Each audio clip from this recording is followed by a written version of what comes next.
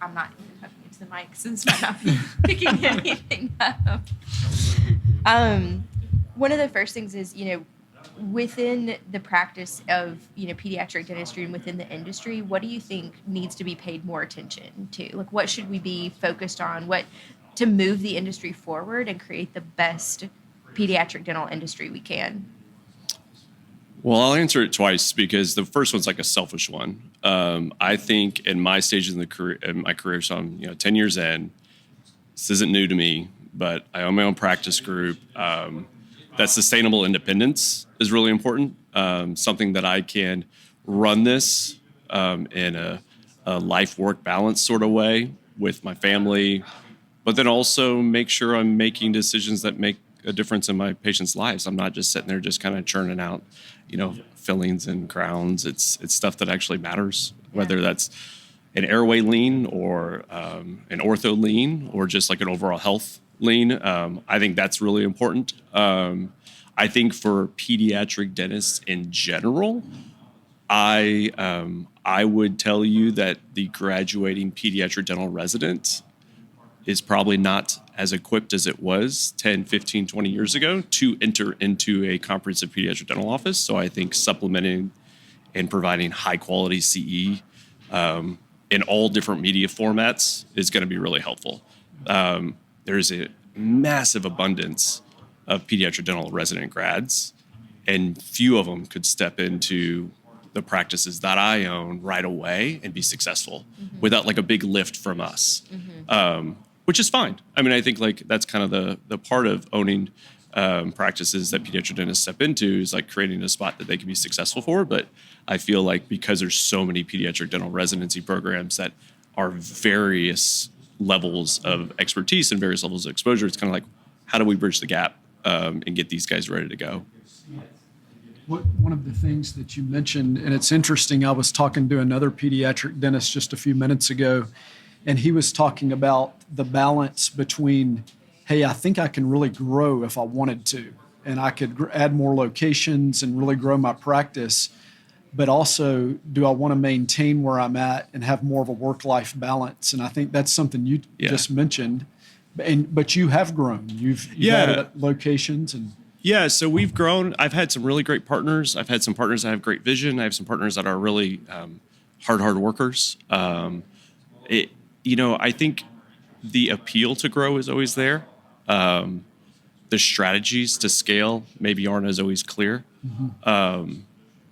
I think as a business owner, if you're not trying to grow, then what are we doing? Yeah. But growth looks different. In one of our practices, we have developed more areas of the practice, and that has equated to like great growth, and high value growth without increasing rent or overhead or expenses or adding more people. I think that's one of the things that I like about collaborating with people in Nathos, or even just like listening to Jerry speak. It's like you don't. It's not always about how many locations are on your email signature or something like that. It's basically just like, how can we find ways to provide better value for the patients that we serve, so then they refer you more patients that then you can serve in the existing space. So it's really appealing to just continue to just blow out more offices and become larger and larger and larger. That is like a very appealing track to a lot of people. And it's very appealing to me, but I don't think it is always feasible when you're, with your wife raising two young kids and, you only have finite time and resources. So, but I'm sure there are strategies that help. So listening to opportunities and working with people to help listen to what they're doing, that could be helpful. I think you can always learn different ways to consider new ways to grow your practice. Pediatric dentistry is extremely competitive. It's not going to stop being competitive. I think you always have to evaluate what opportunities are there and feel like, is this going to be something that I can benefit from? Yeah.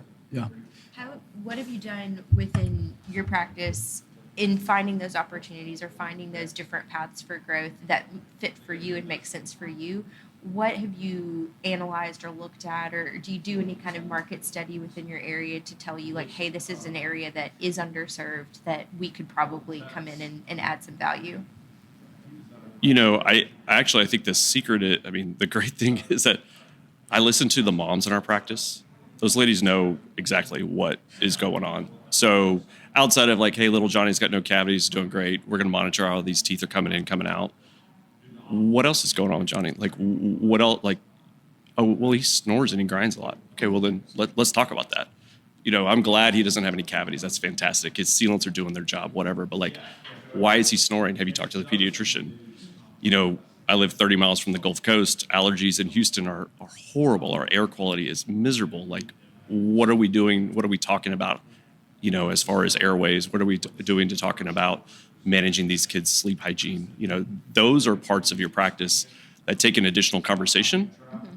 But I think that's where some of those opportunities lie. I think we just have to do more asking and then definitely more listening. Yeah. So. Do you have, just in the way you were talking about, just talking to other pediatric dentists and having kind of that community where you can, hear different things within the industry, do you have like a specific outlet for that, or are you just like engaged in different venues for that type of community? Organized? No, not necessarily. That's why I'm really interested in something like Fireside. I do work with, I have a business partner, her and I throw ideas off of.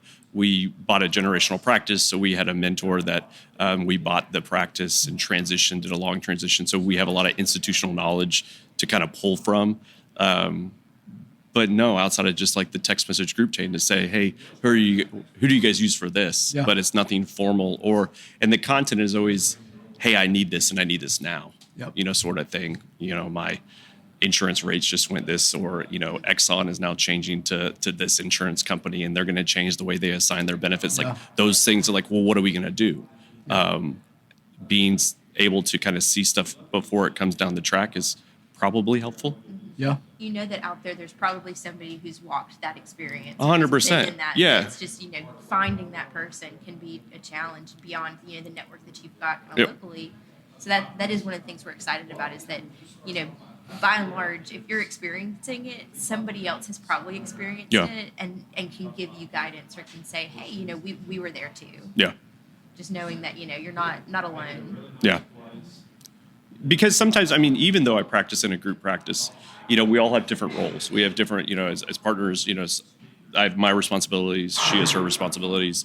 We have, different practices at different locations, but, we don't have the infrastructure set up to where we are able to collaborate easily, share cases, or even just kind of go through different trainings. And this is what we learned. Yeah.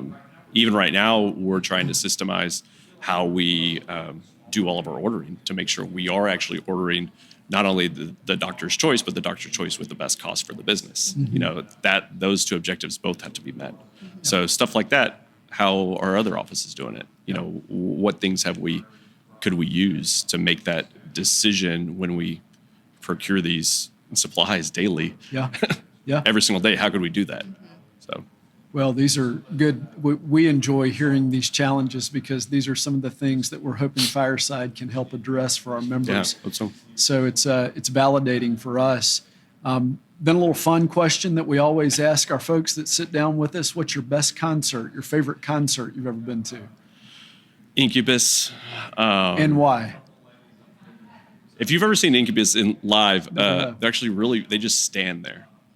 And it's really interesting, because you realize how good their music is, because they're not theatrically that exciting. Yeah. Yeah. They just stand there, but their music, it's just like a wall of sound. That's okay. Yeah. So, I'll have to try Incubus. Yeah, Incubus, solid. I think they're still touring? No, generally I think they're touring like right now, or maybe they just finished a tour.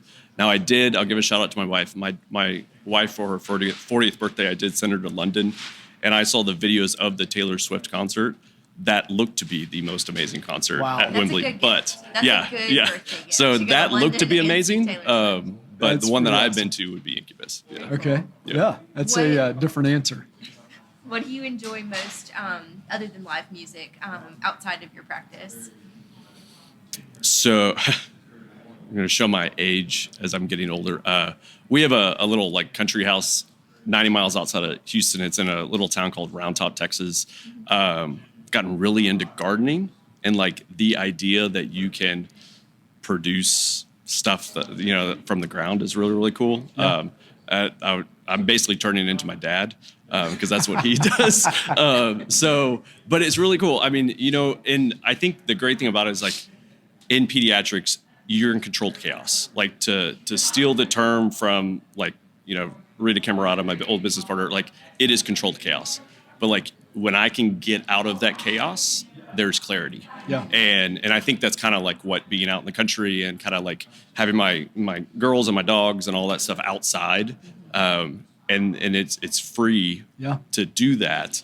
But then it can, I can make sure that the plants are all in a row and they're all adequately watered. And then there's like return in that. Yep. So, I mean, that's like, that's a fun hobby. Sort of metaphorical and as a hobby, but yeah, that's definitely what I like to do because it's very different. Yeah. And then also I'm a massive Houston Astros fan. So despite the cheating, the scandals, the 2 World Series championships, I'm a massive baseball fan. So whether that's college, pro, Westview Little League that we support, anything, I'll always watch the baseball. Did you go to some of the World Series games? Oh yeah.